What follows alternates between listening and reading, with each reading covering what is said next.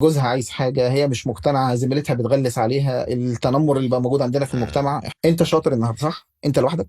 يعني بيعملوا ايه؟ التيم بيعمل ايه؟ التيم معلش. بيعمل لك انت من اول التحضير العيان للشغل اثناء العمليه للمتابعه بعد العمليه. 50% من بعتك من شغلانتك متابعه ما بعد العمليه. انت مش بس عملت العمليه كويس وخلاص، متابعه ما بعد العمليه. مم. امتى هنعمل ايه، امتى ما نعملش ايه، امتى تقول للعين لا، امتى يبقى النهارده يا جماعه الترتيب مثلا عندنا النهارده حالتين او ثلاثه، هنبدا بمين وهنختم بمين، ده ترتيب مهم جدا. امتى العين نقول له حضرتك مش هتستفادي من العمليه. المنتور بتاعي في يوم من الايام عمري ما كنت بفهمها القصه دي، يقول لي الجراح الشاطر اللي يقول لي العين انت مش محتاج العمليه. انا ما كنتش بفهمها للامانه، ما كنتش بفهم الكلمه دي خالص، لحد ما فعلا في عيان انا لو عملت له عمليه هضره او عملت له عمليه هضره مش هتبقى راضي عن نفسها، لان عين التجميل في جزء عندنا موجود اوريدي جايه بتعمل العمليه ابون دافع او مزقوقه جامد على العمليه. جوزها عايز حاجه هي مش مقتنعه، زميلتها بتغلس عليها، التنمر اللي بقى موجود عندنا في المجتمع. احنا تطور عمليه التجميل مرتبط بحاجتين جدا، ده رايي: درجه التنمر، متفقين؟ اتنين، اللبس واللانجيري الحريمي.